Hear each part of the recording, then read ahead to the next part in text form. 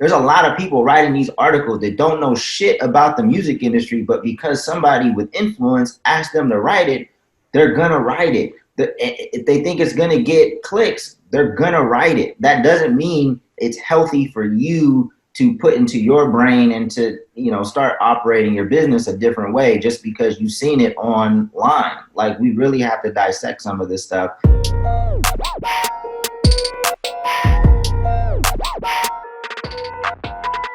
What's going down, everyone? It's the Music Entrepreneur Club podcast. We're all the way at episode 57. This is powered by BeatStars.com. We're live on BeatStars every Monday and Thursday at 3 p.m. Eastern Standard Time for free Music Entrepreneur Club sessions, which include all kinds of artistic and professional development seminars and training. Definitely tune into that. Wow, episode 57. How are you feeling about that, Dan? I'm feeling good. I feel like we you know, got a new wind of momentum, you know, with the BeatStars partnership. And while we're on the topic of BeatStars, we should also mention that the BeatStars Online Summit is coming up August 5th to the 7th. This is 3 consecutive days of online discussions, interactive activities, music reviews, just a great opportunity to get more education, to network with people, and just to learn from people that are super experienced in a number of different categories. So I'm super excited about that. Obviously, we did the first one a couple of months ago or a few months ago, and it was super successful. So we just want to keep this momentum going because it's been a tough year, but we want to help people thrive as much as we can. And it's all free, so no excuses. Yeah, RSVP at beatstars.world/summit. Let me just address that. Yes, I have bright red nails. My 12-year-old surrogate daughter painted them the other day, and I don't want to pour that gasoline-smelling nail polish remover that will set me on fire if I get near a spark all over my hands. So just kind of dealing with it. I'm like, I never leave the house, so who's going to see it? And all of a sudden, I'm on 2 lives, and everyone sees it. And now my name is DJ Paint One. So shout out to the people that came up with that. Nobody can see it. Nobody can see my hands. Nobody can see your hands. It didn't even need to be said, Paint. But I sometimes will scratch my forehead, and then there it is. I'm not too worried about it, but I know people might be concerned because I think I'm switching my style up or something. That's, I don't know. Bright red nails is not really my thing. It could be. That could be a new part of your brand. You know, you can come out with your own nail polish and beat my kit. Own color. Yeah. You can bundle it with a beat kit. That's, you know, I think that could be no producer's ever done that before. That's guaranteed. That could be a nice bundling. Yeah. I'm all about breaking ground. It would, yeah, sure. Is this what people want from me when they say pain, brighten up, smile more, be happier? They probably would expect you to come with black nails, so. They probably would expect you to come with the black nail polish though, because that's more in line with your brand. So the red kind of throws. Yeah, it would be called the color of my soul or something. Yeah, okay. let's move on from all the deprecation. Matter of fact, I was not going to bring this up, but since it's Clown Pain Day, let me bring something up that I know you're going to love. It's this amazing article that I read about a revolutionary distribution service called UnitedMasters. And they've really stepped things up by offering a service that's open to anybody to distribute their music on all the platforms without them taking a percentage of ownership or any percentage of your commission. All they do is charge a flat rate of $5 a month. How do you feel about that, Dame? Isn't this amazing? You trying to set me up because you know I'll rant about this because you know I've made a video about UnitedMasters before, and you know I made a post about it in our Facebook page. So you know I definitely UnitedMasters. I just, you know, there are some people that have had some positive experiences with them, but in my opinion, anybody that's had any type of experience working with independent artists, like for any amount of time, should have known to not base their business model on a percentage of sales of independent artists' revenue. Like they should not have based it. That shouldn't have been the case in the first place. So originally, and I think it's still an option, like you can pick between a 90-10 split, or you can just pay like you can on DistroKid, or like you can on pretty much every other platform, and they won't take a percentage. But, you know, UnitedMasters, it has a lot of people working for them, right? So it just doesn't make sense to do a 90-10 model, because unless you're really adding value to the business of all the independent artists, if you're really helping grow in their streams, I mean, just think about how many artists you're going to need to get on the platform and to take, because most artists, you know, 10% of their earnings isn't much, right? So most artists, 100% of their earnings isn't much. I mean, we talked about how many songs are uploaded daily and how many of those go unstreamed. right. And, you know, even if you're getting 100 streams, 200 streams, you're not going to get a check for that. So you're not generating royalties. So if, I don't know, I feel like this is even if you're taking 50% of royalties generated from the artists who use your distribution platform, I don't see how that's a sustainable model. Yeah, because, you know, let's just say say it's working for me right now because I'm not really generating that much stream. So I'm like, okay, cool. I'll give him 10% because I'm getting 10% of $10. It's $1, whatever, you know. But as I'm having more success and they're not necessarily contributing to that success, if I'm starting to kill it, now I'm getting millions of streams. Why would I stay on that platform and give them 10%? Everybody that's going to have success that you're not contributing to that success is going to jump ship at some point. You know, if I start making $100,000, why would I give UnitedMasters $10,000 of my earnings? I'm going to jump ship. So everybody that isn't streaming that much is going to stay on UnitedMasters. UnitedMasters is going to continue to get 10% of very limited amount of money, and they can't sustain all of the costs they have. They have tons of engineers, they have, you know, executive level people, they have people that they need to pay. So it just doesn't make sense. I could have told them this years ago. Anybody that works with independent artists, you know, you start to get smart. Like, if the ones that are successful, like, they're not giving up 10% if you not, and I know that UnitedMasters claims to be able to grow your streams. They have these placement opportunities, and if you get those, I guess that's awesome, but that's hard to scale. And I've talked about this a lot. Like, you know, they claim to be able to get your music into like video games and like, you know, NBA highlights and things like that. How many artists can they really do that for? You cannot, that's impossible to scale with as many costs as that business has. It was a failure from the jump, and I know that a lot of money was put into UnitedMasters because Steve Stout has a reputation for being a marketing genius, but he doesn't know independent artists like that. And I could have, and I'm not the only one, there's so many people that could have told him, like, look, this is not going to work. As soon as artists start being successful, you know, they're going to jump ship and opt for a BeatStars distribution model, a DistroKid type model. They're going to pay their $20 a year, $10 a year, whatever it is, to avoid you taking 10%. So now they're trying to position it like, oh, now we're going to this DistroKid-like model, this BeatStars-like model, and they're trying to use terms to make it seem like this some revolutionary thing. Oh, keep all the money. Right. That's what artists have been doing for years. This is nothing new. The way they're positioning it is they're just trying to cover up their fuck up that so many people could have told them it wouldn't work years ago.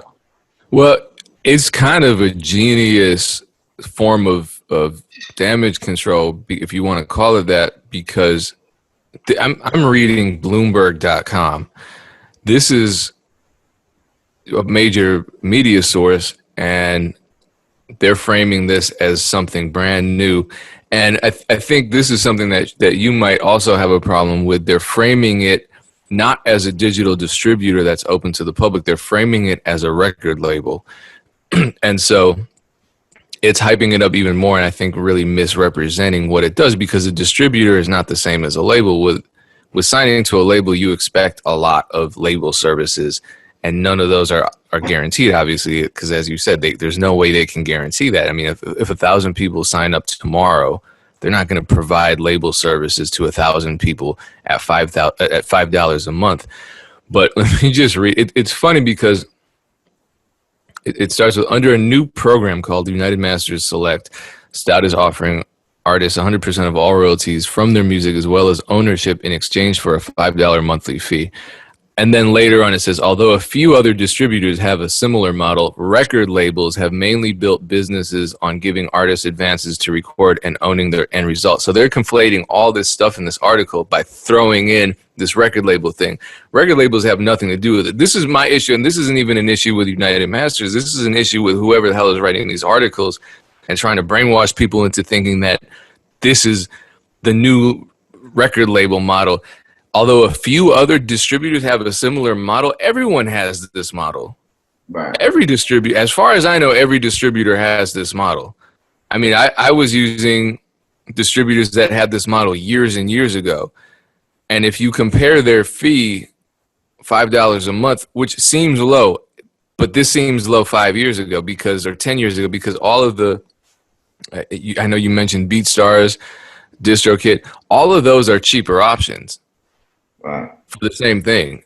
Wow. I mean, none of these other distribution platforms, TuneCore even, none of these distribution platforms take ownership of your masters. So why are they framing this like this is something brand new? I mean, the answer is to attract more people to this platform.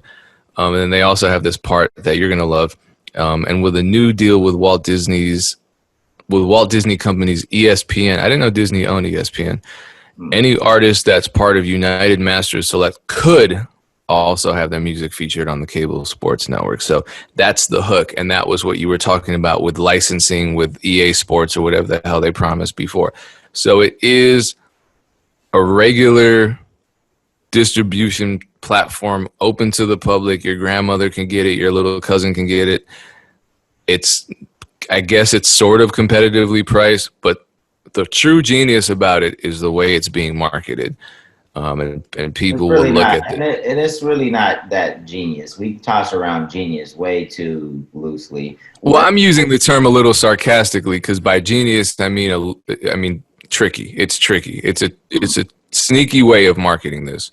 What I want people to do is, like, you know, these websites, these articles, like. And it sucks because artists used to be able to, like, have some kind of trust in these platforms, like Billboard articles and Forbes articles and things like that. A lot of people can get an article written, like, and it doesn't mean that it's the end all be all. It doesn't mean it's the truth. Like, there's a lot of bullshit articles being put up by reputable, you know, platforms.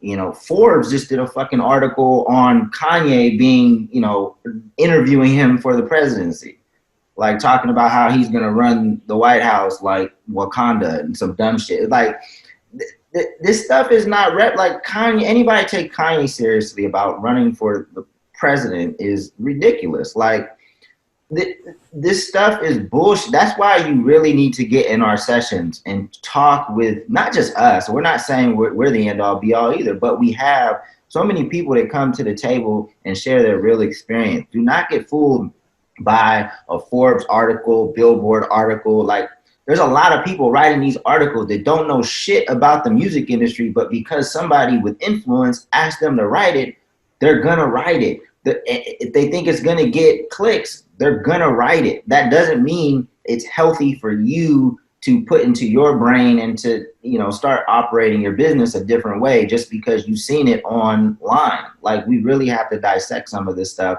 And it's sad that we have to do this, but there's nothing about this that is new. Nothing at all. Like, this is actually failure. This is like putting icing on failure. Their business model failed.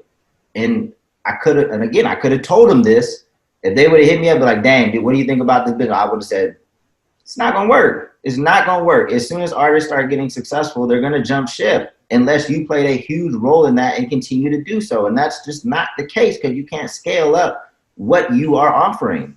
And you have too many costs involved. You have engineers are not cheap. That office you have in San Francisco is not cheap. You have to be able to sustain it, and you want to make money on top of that. You want to, return money to your investors. How many artists you think you're going to get on board at 10% that are actually moving the needle, right? Like, how many artists? Let's just say an artist makes, so you're only making $100,000 on somebody that's making $1 million a year in streaming.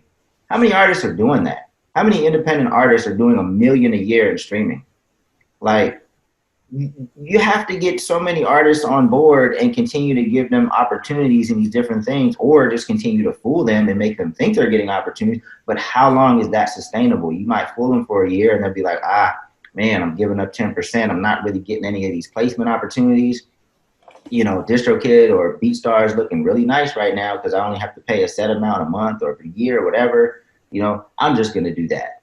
Like, it just doesn't make sense. And to put a bow tie on, a reroute or a failure, it's just, and to sell it like some new service, it's just, I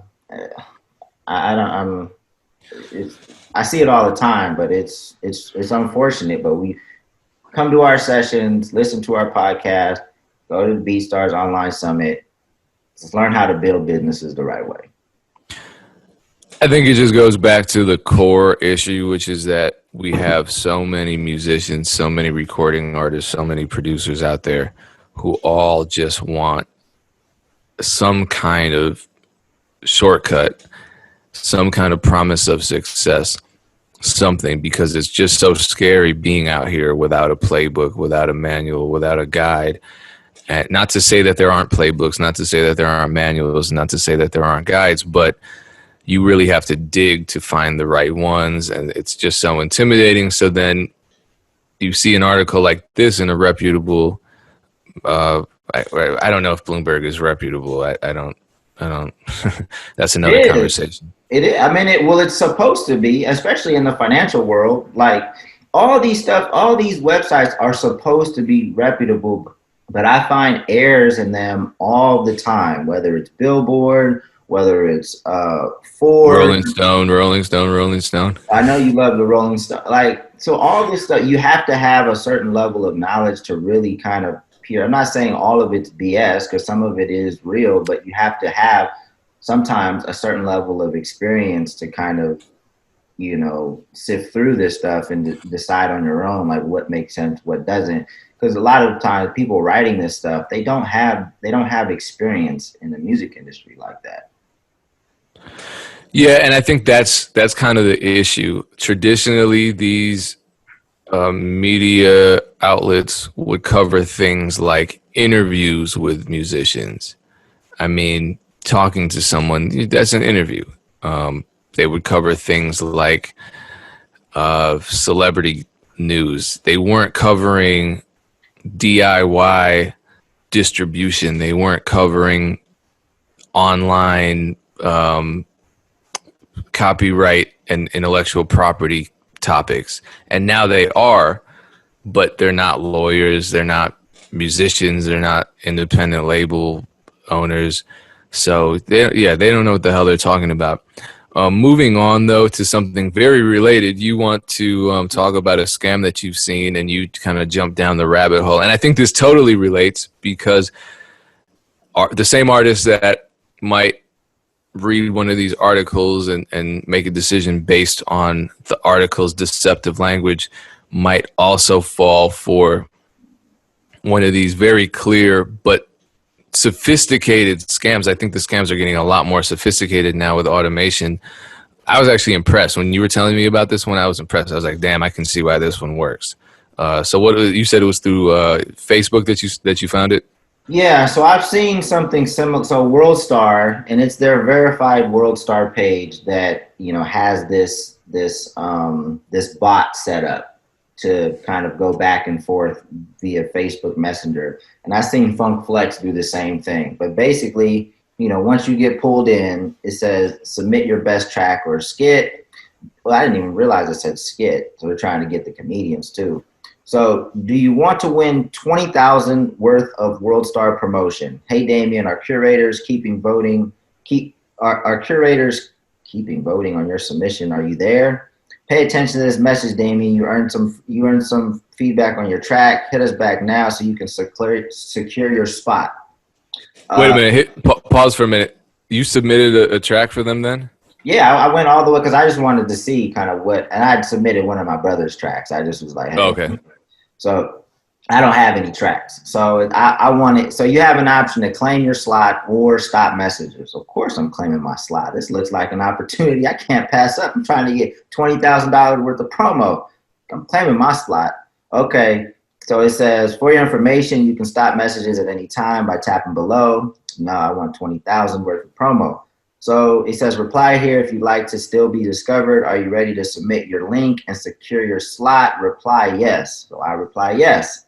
Great. Copy and paste the URL of the track you'd like to submit below and message it to us. 445 plus artists are currently submitting a track for 97 slots. So hurry up.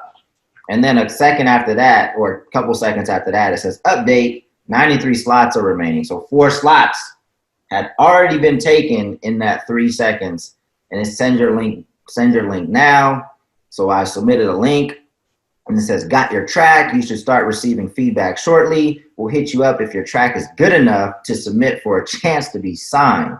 We'll send you a special link to submit if you're selected. So it never does it say signed to whom? It just says sign. Just says sign because everybody just wants to be signed. Like if you're signed, that's true. People ask us to sign them to Music Entrepreneur Club Records. I guess they think we have I don't know. So now it tries to make it so this message doesn't come back right away, right? Because they're reviewing the music. So if it came back right away, we'd think like, oh, you couldn't review music in that amount of time. So it has to hit me up early the next day. And it says, you have new results. We're sending you this private message because you sent us your song to test with our followers. And now it has 21 more fire ratings. So we'd like to officially invite you to compete to be signed. Here's a special link to submit. WorldStar just hooked you up big time. All caps, big time. Make sure you submit before midnight to keep your momentum. Submit now. So I click submit and it goes straight to PayPal for me to pay $40 to continue in this process, this automated process. Because I don't know if people realize that you can set up these flows using something called mini chat with Facebook Messenger. And we have these set up with Ja. It's not a scam or anything. It really just takes fans through, selecting to see certain sketches. We try to collect phone numbers through it. Like these flows you can set up in a real positive way to have these automated interactions with your fans to acquire data or to create an experience. So just to give another example, so Big Ja has a sketch called Tiberius where he's the hood hitman. So we kind of created like a little fun scenario where people could hire the hood hitman and select like how they wanted the person handled, whether they wanted them strangled, beat up, whatever, but it was just it's pretty dark, damn. But it's fun. I know it sounds dark with me saying it, but Tiberius is a comedy sketch.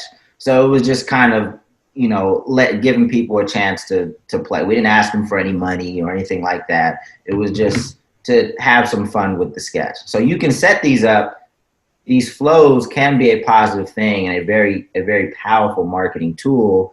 They opted to use it to try to get money from artists, and it's just all bad. Like don't fall for this stuff. It's automated.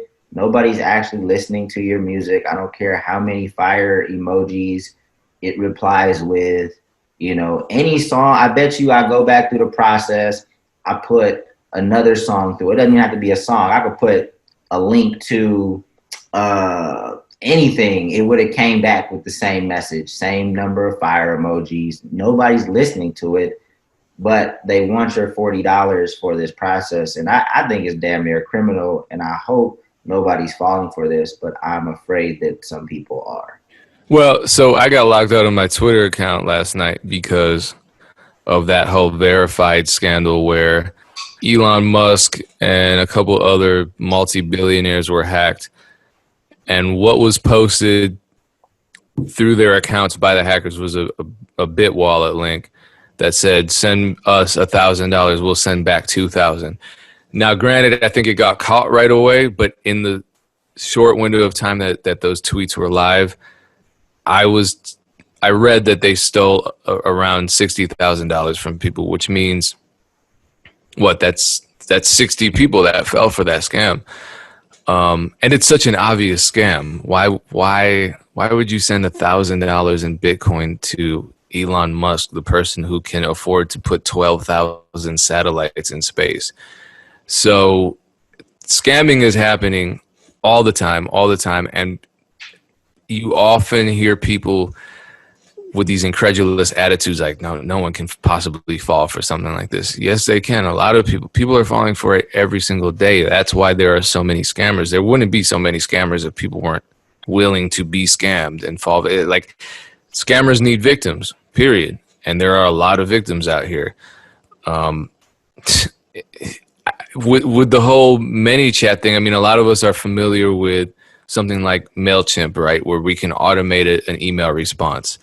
I think especially producers are familiar with this, where someone can sign up to your email list and you schedule an automation to reply to them periodically. So I could reply, welcome, thanks for joining my list, or thanks for downloading a beat.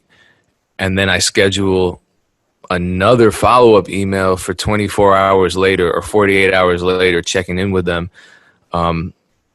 And I've done this before. It's not to scam people. It's to keep them updated about something that they signed up for. But this is the same concept. You can do this with Facebook Messenger, as Dame was saying. It's just a different platform that you use. So it's a little, it's more flexible. You could definitely do more stuff. Yes, what you're saying is true, but I want to give people the right idea of what like a flow is set up in ManyChat. Like, it's a lot more responsive. It's you can do something similar in email, but it's not the same. I'm just saying that I think what gets people is the fact that this is a timed and really coordinated thing. So you think, well, there's no way this scammer is scamming me. They're so responsive. Oh, right. Well, yeah, they are scamming you. Just because it's time doesn't mean anything. You can time an email. You can definitely time these. And yeah, you can make it more sophisticated with ManyChat. I mean, this is a good thing for people who are running legitimate businesses to try out. But if you're on the other end of a scam, if you're on the victim end of a scam or a potential scam, do some research, ask some questions. It might seem like it's real, but it's not. I mean, I think if you really wanted to figure out whether or not that was an automated response, just type some questions that a robot can't answer, and there's your answer right in front of you. Or do it twice. Ask your friends to go through the same process and see if they get the same response. Or better yet, just join the fucking Facebook group, the Music Entrepreneur Club, and just ask people. Just be like, yo, this looked kind of legit to me. Like, what do you guys think? And people will probably go in and say, like, yeah, that's definitely fake. I tried it, lost $40 or whatever. People are come with their experiences or their opinion. I typically chime in a lot as well. Like, some of this stuff should be so easy to sidestep. And I hate that we continue to talk about scams, but like, I continue to see them, and I haven't really seen a sophisticated one yet that you shouldn't be able to avoid on your own with some just common sense. I really haven't seen one like, oh, okay, well, I can see why what that one got people. It's like, they're really preying on people that probably just stepped into the music industry. If you've been in the game for a minute and you're getting fooled by this stuff, then that's unfortunate, because I don't know what to say about it. I don't know what to say. Yeah, but the thing is, I have conversations with people about this all the time, because unfortunately I get a lot of, and I stopped replying to these messages because I don't have time to do this, and it's not my job to be a free scam buster who does all the research for you. But I've had people reach out and say, hey, what do you think of this? This record label contacted me and wants me to fly out to New York. I just got to send them $500. I'll say straight up, it's a scam. And they'll say, are you sure? Yes. Well, it just seems like it's legitimate because they actually, I'm like, all right, cool. Do whatever you want. And I've been in these situations where I've told somebody, this is a scam that you're getting involved in. And they'll say, you know what? I understand your point. That's your opinion, but I'm going to try it anyway because I really think this could be a good opportunity. Even, you know, if there's a chance that it's not a scam, this could be a really good opportunity for me. I'm like, I'm just watching you run into traffic after I told you not to run into traffic. I don't know what to do. So, like I said, there's a whole population of people who are just wanting to be victimized, not necessarily because they don't. I don't know what it is. I really don't. They just, I guess it's a common sense they want thing. to be successful. It's a sexy industry. It's you know, they're trying to get on. Probably other things they've tried haven't worked. So it's like, shit, I haven't gotten any momentum thus far. Let me just try this thing that might have a sliver of chance of being real. I mean, I get it, but it's, Yeah. you know, it's all bad. Just don't be fooled by the stuff. I mean, you know, but it's crazy because you can't, like, you really have to know. But it's not like any other industry, right? Like, you just have to know what you're doing, right? Even if you were a plumber, like, you have to know what you're doing. There's going to be hella manuals and hella classes and things like that. That's the same approach that you should be taking to music. Like, there's no other profession that you could just jump into without having education. So I don't feel bad for people, you know, because they're thinking that they can just run up in this industry with a limited amount of education and be successful. It's just not gonna be the case. So yeah, I mean, I really don't know what to say at this point. Plumbing is a great profession to get into. It is. I wish I knew more about it because my shower, the little handle is leaking, so we're gonna figure that out. Anyway, to end on a positive note, I got one more. Actually, I don't know why I randomly thought of this, but just going back to the UnitedMasters stuff, oh because boy, I know at one point, I don't know if they're still are they still marketing UnitedMasters as like a record label in your pocket? it would appear so from the Bloomberg article because they kept bringing up language that insinuated that this was a record label and that it was working as a record label for just anyone who signs up. I can't fully answer the question. I've never used them though. Well, I mean, this goes back to education, but it's not a record label. Actually, I have used them and it didn't go well. It's not a record label. A record label, if you're actually signed to a label, does so many other things than just distribute your music, right? Like, I used to run a record label, right? So we used to, and I spent a lot of time with the artists, right? I put up money to invest in their projects, to invest in their lives, you know, met with the artists, we put them on tour, you know, we put them in the studio. That doesn't fit in your fucking pocket. Like, there's no record label. I don't care how sexy it sounds. There's no record label in your damn pocket.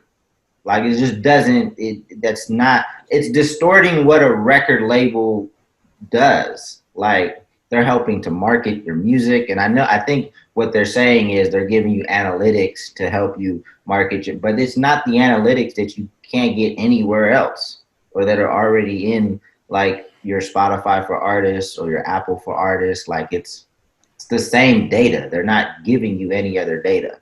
So, you know, again, but you just have to be a little bit more experienced to really digest, you know, exactly what people are saying and to tell, like, what's BS versus what is the truth. So I'm done. Like, I know it's probably too negative this episode, but like, this is, I mean, the stuff is ridiculous, and you know, but you should be able to sidestep this stuff, and you should be able to digest information and tell what, you know, what's useful and what's not. Okay. On a positive note, August 5th through 7th, all the music conferences that we know and love and go to every year are canceled. Our tour is canceled. So that doesn't give us many opportunities to grow and learn. It doesn't give us many opportunities to network. But from August 5th through August 7th, we are powering the online BeatStars Summit. That all goes down as I believe it starts at 11 a.m. Eastern Standard Time. And to sign up, and it's totally free, so you don't have to spend $1,500 on a plane ticket and a hotel and a conference pass. It's completely free, and it's all being broadcast online. RSVP at beatstars.world/summit, beatstars.world/summit, and that's how you sign up. We have a ton of panels, including an engineering panel with Young Guru, including a legal panel with Carl Folks, who's an entertainment attorney who specializes in representing producers. He's backed by popular demand. There's just so much going on. It's all free. I'm excited about it, and hopefully you are too. So RSVP, beatstars.world/summit. Okay, I guess that's my cue. Once again, appreciate you tuning in. Shout out to BeatStars for powering the Music Entrepreneur Club podcast. Shout out to you for tuning in. We appreciate you. Episode 57 down. We'll catch you on episode 58. Peace. Peace.